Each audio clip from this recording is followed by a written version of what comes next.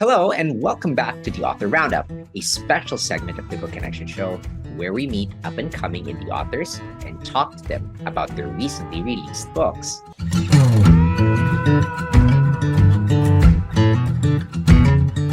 Hi, welcome back to the Author Roundup. Again, this is Ray Walters.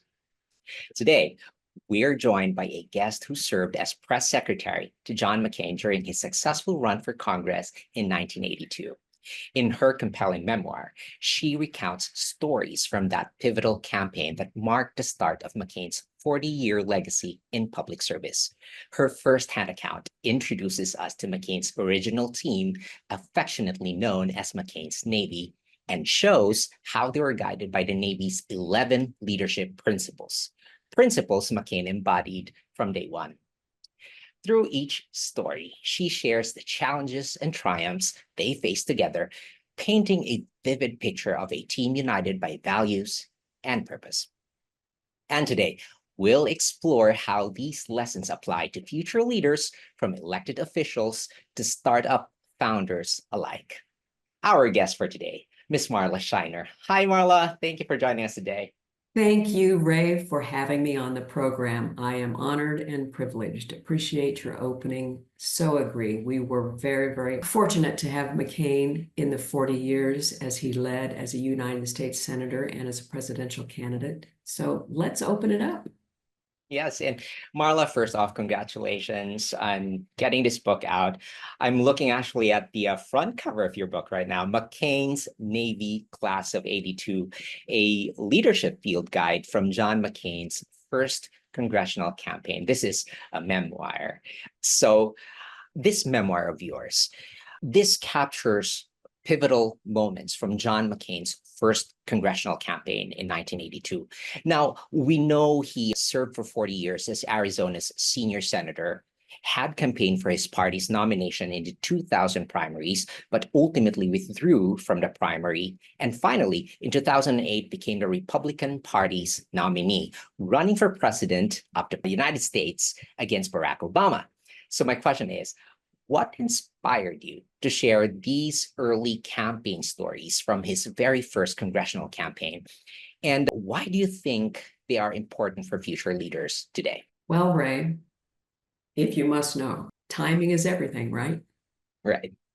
And when I took up the, as you wanted to call it, inspired pen just a few months ago, I did not know exactly where that pen or my keyboard was going to take me. But suddenly I had one thing now in my favor that had eluded me for decades. Time. I had retired and there was a hole in my day. So actually, I had been in the role of a chief communication officer during the last decade of my career. And living in the world as one must, I was observing, as many have, how divided and polarized our country had become, politically and socially, for innumerable reasons. So to your question, the inspiration really began more as a challenge to myself. Okay. I asked myself, what could I lend from my perspective of being John McCain's first press secretary on his first campaign that would really help us focus on what is most important in a democratic process, which is identifying and electing quality leaders. Right. I really wanted to help others detect quality leadership like McCain's and implement it themselves in their own walks of life. So I asked myself, if I could remind inquiring minds and readers what quality leadership is by showing examples of how John McCain led, could I point out what is at the core of leadership, regardless of business sector, the business enterprise, or political stripe? But there was one condition, Ray. I really imposed it on myself after all those years as a chief communication officer. I put myself through a lot of pencil sharpeners. I needed to create something that would endure the test of time and be really in some much more than some kind of nostalgic waxing. Mm, times of yore. mm, This had to be a book with short stories that needed to be applicable right. multi-generationally, that would show the reader what principled and actionable leadership really looked and felt like, as it was Mm, mentored for me by John McCain. okay. Rather than hoarding, and I didn't want to do this, my unique and fortunate experience with John McCain, I Mhm, really wanted to share it with some kind, in some kind of entertaining yet serious way. So now that I'm sitting on the retirement perch and I'm having the benefit to talk with you and looking at this kind of from an analytical retrospective, mm, not only did John McCain show us what it looked and felt like to put country over party through his decades of leadership that he gave to the nation, but in my short stories from his first campaign, it really helped cast a light. mm, So in reading these, readers are going to see that these stories provided a foreshadowing of what has now become part of the legacy and lore of mm. what 4 generations of McCains have given to our country. So, Ray, to your question, that's why I decided to take on the self-imposed challenge, if you will. And that's why we now have in the reader's hands McCain's Navy, Class of '82, a leadership field guide, so that generations of leaders could really benefit and learn from the Navy's leadership principles that were embedded in the first McCain campaign and how they really became part of the culture of the campaign, which helped him win a hotly contested primary in '82. That's a very good insight right there.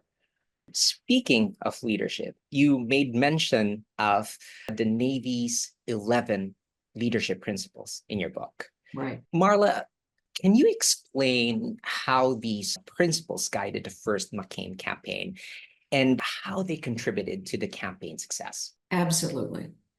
Ray, from my vantage point as his first press secretary and in helping set up his congressional campaign in 1982, Mhm, I was at the ripe age of, get this, 26, and in the beginning of my own career.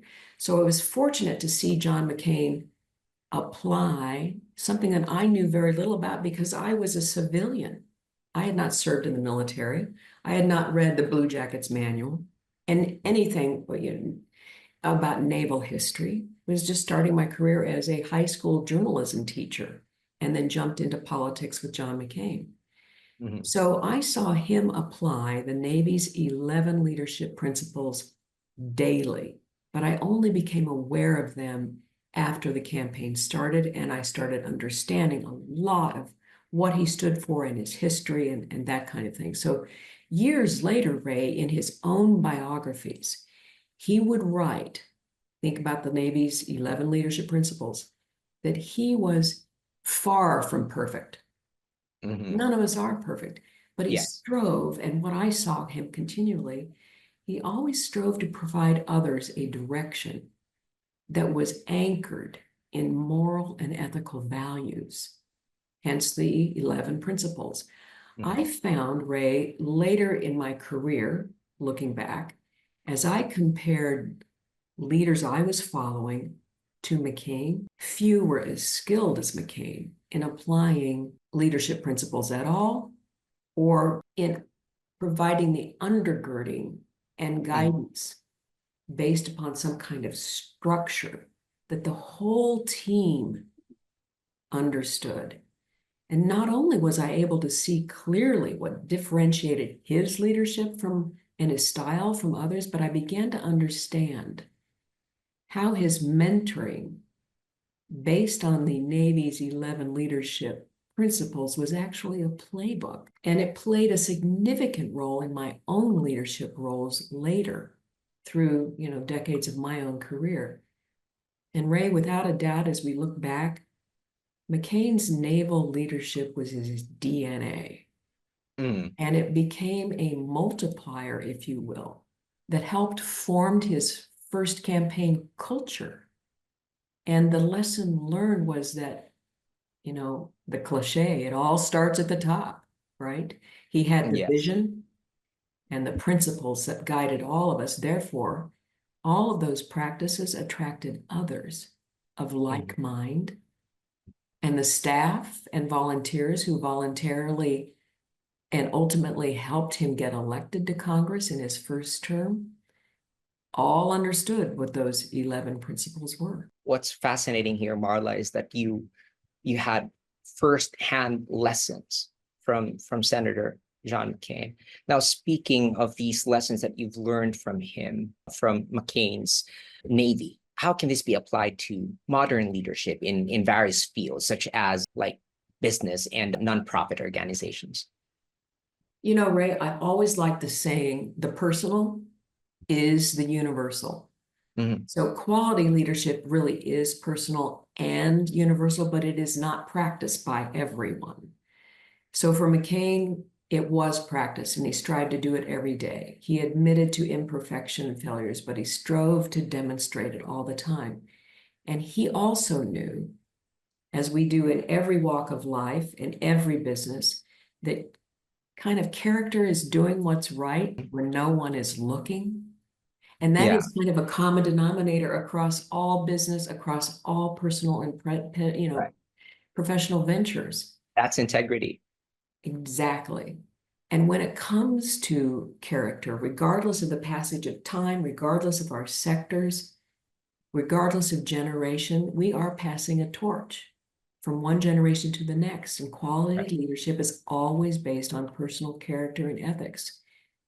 And it's really easy to see that today, as we need to see and understand what makes a quality leader, how do you start looking for that quality leadership in any sector or business that you're involved in? And when we look at the Navy's 11 leadership principles, Mm-hmm. you can quickly see, is that applied here? I'm in a nonprofit. Does the leader exemplify those? Do they even know? They may not know about them to be 11 leadership principles from the Navy, but are they using those kinds of moral principles to guide them in this business? So in sum, Ray, it's been my opinion that people want to trust their leaders, and they Yes. want to be sold on the fact that they can be trusted. So from those who are in the boardroom to the bully pulpits and maybe to the public servant roles, we all want to enjoy our own contribution to that Yes. and join it joyfully. It may be a mission impossible, but we do want to realize kind of that collective dream that we are on, regardless of walk of life. And we want to work on a cause greater than ourselves because of the satisfaction it gives us.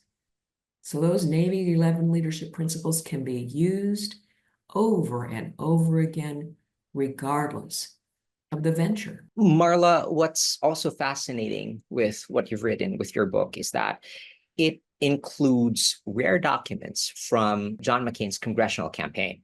Now, if it's okay with you, can you go ahead and share how these artifacts enrich the narrative and provide context for readers, historians, and scholars who will study iconic statesmen and the maverick John McCain? This is the yummy part.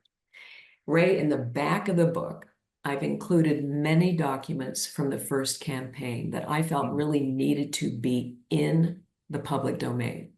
And the best way that I could get them into others' hands and into historians' hands really was to share them through an easily accessible book like this.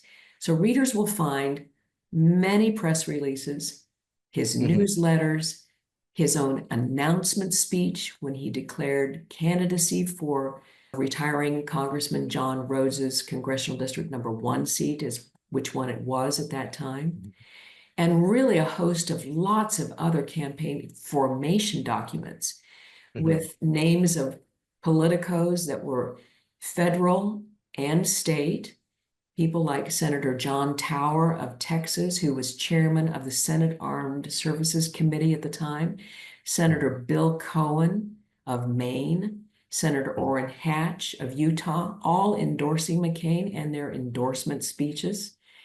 And because those papers are not official government documents, and they were produced when McCain was a private citizen running for office, I was probably one of the few, as his first press secretary, who had Mm-hmm. kept a portfolio of my own work during that time, which these were a part of. So Right. instead of sitting them on my shelf catching dust, I got them off the shelf one day and said, what do I have here? And it was like a treasure trove. I thought I must do something with these to ship them over and have others enjoy them. That's amazing. Marla, several times you mentioned principled leadership. You mentioned that principled leadership informed your approach to teamwork throughout your substantial career in mass communications. And this is with national and international brands. So can you provide an example of how you applied this principle to bring diverse groups together? It was an interesting challenge, and I know that many listeners have experienced this as well, because we have gone from really having to have physical presence in Mm, our work 20 years ago to remember Skype. And right. well, you may have been, anyway, there are some of us who remember Skype I remember Skype. and Yes. becoming remote workers. And this is way before we even understood what a pandemic was going to do to us. Right. So if I were to harken back, one example that I can show you is I was with the University of Phoenix for about 10 years, and I live in Mm, Phoenix. This is its headquarters. It was publicly held, and I worked for its parent company, Apollo Education Group. And Apollo Education, at one point, probably a good 20 years ago, was in the business of acquiring lots of universities internationally. And University of Phoenix was the very first online mm, university ever in the world. In the early 1990s, it began. It mhm, had been on ground before that. When I was working for them in the early 2000s, it happened that as they were acquiring these universities, I would often find myself working with individuals, contractors, teams throughout different time zones, mhm, hemispheres, across diverse cultures. mhm, And my task really was to lead the communication effort for various audiences, internally and externally, for all of their mergers and acquisitions. So it was a matter of educating those at the university level who we mhm, had acquired. It was also a matter of educating those who were part of the publicly held Apollo Group, those mhm, shareholders, and educating them as to what was most recently acquired or merged, as mhm, well as informing the University of Phoenix, its leadership, and those working for them about what was acquired or merged. So it was this massive undertaking that was pretty much all remote work. uh-huh, And back then, there were not all those tutorials on how to meld diverse teams or how to get to know one another better through the laptop camera lens, right? And what I unwittingly began practicing, now that I look back, was that first Navy principle. It was called know your people and look out for their welfare. right. That is what I had experienced when my mentor, John McCain, was leading that first campaign. We were Mhm, a diverse group then. And his approach in deploying that principle, if you will, 24/7, always made things flow mhm, naturally and honorably. And I found that that first principle was really kind of a coalescing or a synergistic agent, maybe, if you will, right. among my teams. And that seemed to prove to, be the litmus test of Mhm, why people were at least content and eager to work on these international teams that I was leading. It was great mhm. fun, but I was so grateful to have had the shaping that I received from him that enabled me to do it. Marla, this is just a follow-up question. You mentioned that you've learned from the Navy's leadership principle. This must be a dear principle to you. That is knowing your people and looking out for their welfare. I'm very much curious how Senator John McCain knew his people? How did he how did he know his people? And how did he look after their welfare during those times, especially in your case when you were working with him as his first press secretary? Ray, when I was writing the book and writing the stories, I had to keep a box of tissues very close some of those evenings Mhm. because the emotions would run rampant. I was remembering things I had not recalled for years and years and years. And one of the stories has to do with a person, and the names are kept anonymous because of privacy, Yes. a person who was having significant difficulty as a volunteer staff member with painkiller addiction. And this was a veteran himself who was so inspired by John McCain that he said to us and the staff, and this is a story in the book, if John McCain can survive 5.5 years of torture in the Hanoi Hilton, I can break this addiction. And he confided in the staff. We were well aware of his fight for that valiant effort, and so was John. And John always checked in with him. We didn't know about those conversations. I still don't to this day. But that person overcame it. And as we saw that change in their personality and in their habits and behavior, they became the person who was like the grocery store manager, the person with all the keys on the ring on their belt, there Right. before anybody came, locking up afterwards, starting the Mhm. coffee maker, Mhm. always present in the huddles, listening, making sure everyone on staff had what they needed. And what that told me was when John looked at people in the eye, you knew he was listening. When he was part of looking out for you, you knew he had your back. He cared. And that was one of the examples of an individual that really resonated because having McCain's support during that fight, as well as the rest of the staff, he later said was the difference in my life. And I was so proud to stand tall next to John McCain. It's a wonderful story. Now, speaking of keeping a box of tissue beside you, I want to know your writing experience. Let's explore that piece. I want to ask this question specifically. It's a single question, but it's triple barreled. It's not just double barreled, but it's triple barreled. I'm curious to know what part of the book did you enjoy writing the most? Which part of the process did you find the most challenging? And lastly, how long did it take you to finish? Here we go. Here's the triple, the trifecta. As these memories kind of untangled themselves on my keyboard, Mhm. yes, they were very emotional, but I knew one thing. I wanted to produce this book around July 4th. It needed to Mhm. be published during a patriotic season and carry us through the end of the year for what in the Yes, United States is the election cycle. A name right. like McCain would garner interest. And that is who I was trying to appeal to is McCain Republicans, those who remembered him, those who knew him, those who worked with him, those who knew he was a statesman, bringing Mhm. back all kinds of good memories of him. So my motivation had a timer on it. And it was May it was May 2024, just a few months ago when I began this.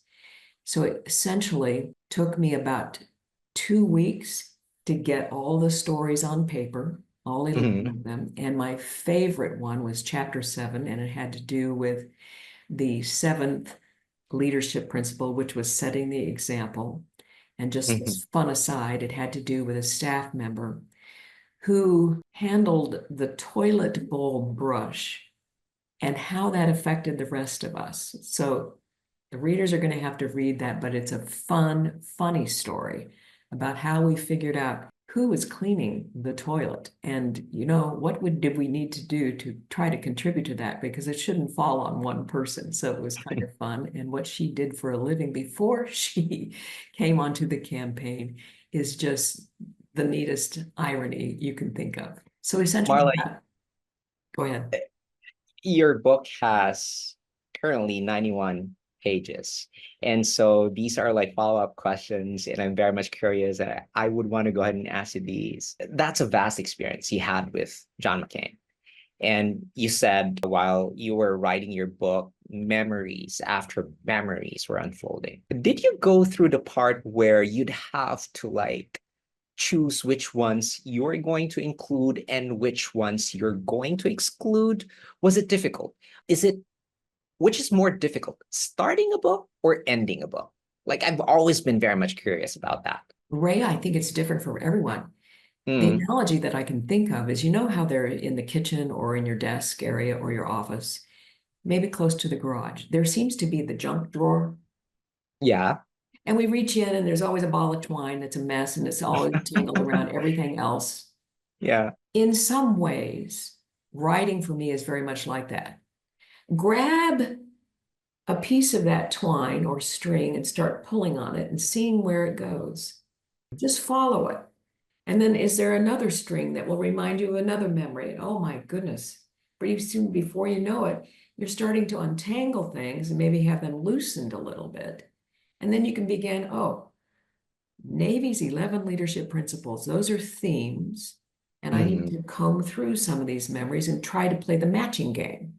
right. Which person on staff, which situation lines up with that principle? So I would play the matching game and sometimes have to move the story into a different principle. But to your point, it is always fluid. And it Mhm. never worked for me to have an outline, to know where I was going, what to Yeah. do. I just knew there's a beginning, a middle, and an end. And it needs to be Mhm. intriguing. And for me, it needs to be a short story to keep my Mhm. attention. I think that is, a guilty pleasure that we will all admit to. If it's short, I can do it. So this book was released July of this year, and you were able to hit your target, had it published in July. So another curious question that is, what's the most meaningful feedback so far that you've received about your book? When I read this, it is on the Author House website. This person wrote, I learned so much about the beginning of John McCain's first chapter of his post-Navy goals and career. The machinations, this guy says, of a well-run and successful campaign, the principles of excellent management and leadership skills, and the importance and beauty of teamwork that can be utilized in all areas of our lives. And then he says, makes me blush, and Marla Sheiner tells this tale with sincerity, detail, and passion. She's It's a wonderful talented feedback. writer, and I hope she has many future author projects I also can enjoy. And, Ray, that's enough to fuel a whole host of books on a shelf for me. I'm going to go after it with that. That's always going to be a little bit of jet fuel for me. Well, it's going to be a treasure trove for a lot of us who's also, it doesn't have to be that you're, a startup leader, a manager. You're a leader at some point in your life, and there are principles we need to learn and know. And what better way to actually learn is to look at the experiences of others and look at their wins, their failures, and learn from that. That was a very meaningful feedback. Some of our viewers and listeners are actually also trying to write their first book. I don't know how many of them are, but I would want to bet that some of our viewers and listeners are not writing their first book. What advice would you give to them? I want to be careful here, Ray, because if I were to use a golf analogy, standing on the driving range, you want to be careful if you're a coach, what you put in the head of the person making the shot. So I don't want to get in anyone's head so much so that it becomes like an earworm. Oh, they said this. Oh, they said that. And yes, by the way, Ray, I have a whole section of how to write a book on my shelf. And I would start, and somebody would tell me what the rules of engagement were, how I needed to do it, and I'd close it and put it back. And then I'd get it back out. But I thought about this, and I thought, if Ray asked me that question, and how will I answer? And I would like to say that imagination is key to bring the unseen into the scene Mhm. is what our imagination is for, and it's how we create reality. So if a writer wants to create a book, it is a reality that has a relationship with its characters. It pulls a reader into a reality that the author has created. So the permission is, imagine your story or your book as a finished product. Even if you don't have the specifics, if we're dragging out the drawer and the junk drawer and you have that ball of twine and you're trying to sort out, where are the scissors? You don't have the specifics. What you do have is your imagination, and that will help you shape what you create and follow the streams of your imagination. One piece of advice I have found it to be useful, and other sage artists and writers will say this: Mhm. keep the vision of your work to yourself as you work on it. Having others be knowledgeable about what you're doing only elicits really their opinions. Right. And sometimes that can distract or even erode your confidence, your process, or what will others think? And that just freezes you like a bird dog in a pond. So stay away from what others think. Always set aside some time to write every day, as if you're going Mhm. to the gym. It is your time with that imagination feeding you. Step up to the ice cream and enjoy it. And last thing is, taking off a day is kind of like, do the people who play in a Super Bowl actually take a day off going into the Super Bowl? They don't. So don't afford yourself that until you're done. Don't take a day off. Keep the momentum going.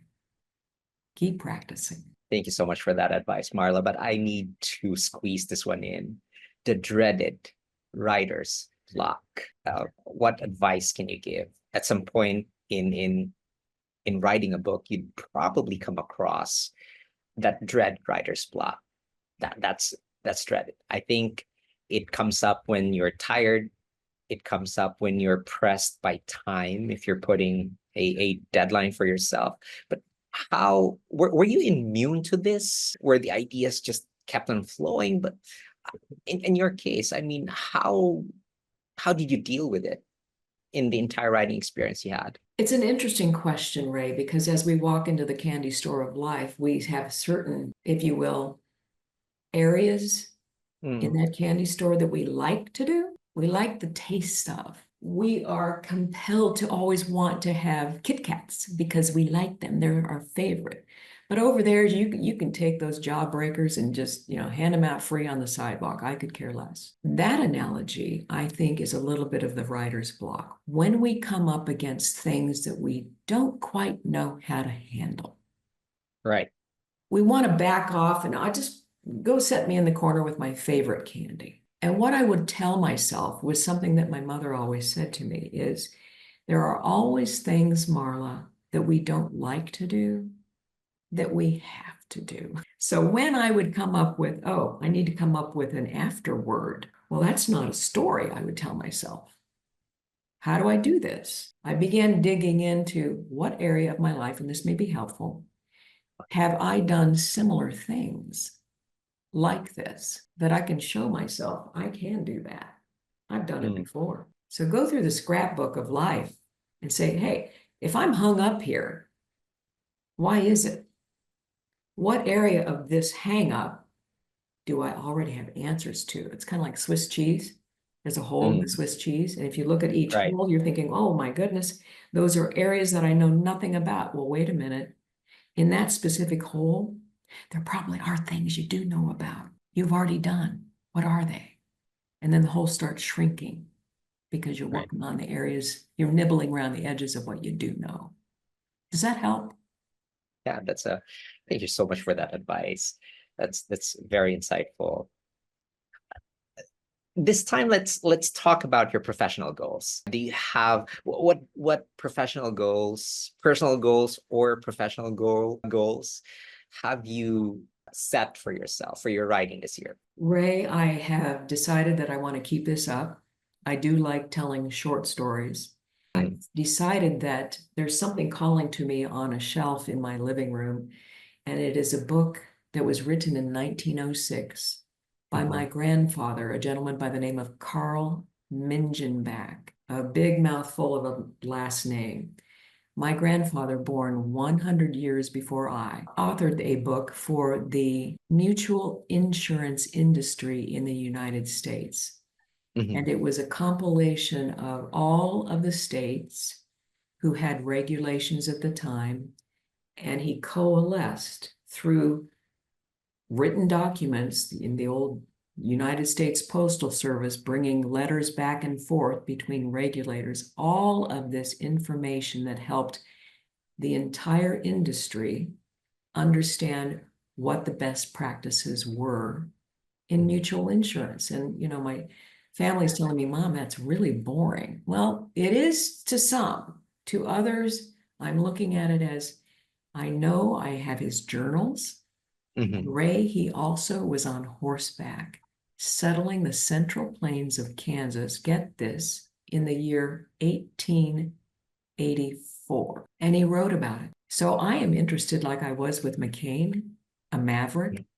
I am really fascinated by mavericks, their leadership, their moral code, and how they persist, and look at the legacies they leave us. So that is what my personal goal is now, is to kind of uncover the legacy and lore of what my grandfather shaped for the Farmers Alliance and mutual insurance industry in the early 1900s, and how it works today for that industry. Thank you so much for that, for sharing that. I'm hoping that you'd be able to achieve those goals that you have set for yourself. Marla, as a final message to our viewers and listeners, what would you like to share? And for anyone who's interested, where can they grab a copy of your book? First of all, thank you.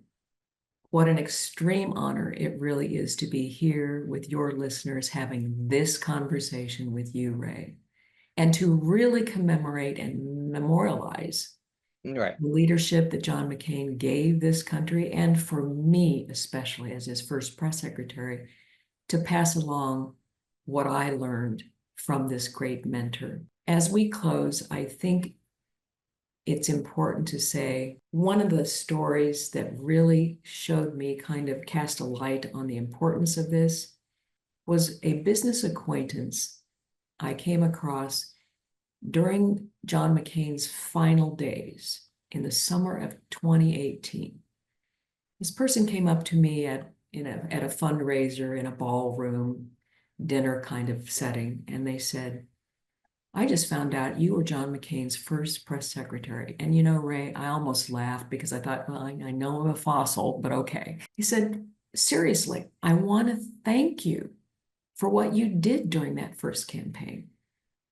Had you and others not challenged the status quo in Arizona politics back then and supported him as you did then, and we politicos here have heard about the motley crew you were, we may have never had John McCain serve Arizona and the nation for the decades he did. He said, Marla, can you imagine that? Of course, we can't. He said, you guys were actually the Mavericks. So I kind of tucked that in and thought it was interesting, and then, of course, revisited that. It was part of the inspiration to do the book.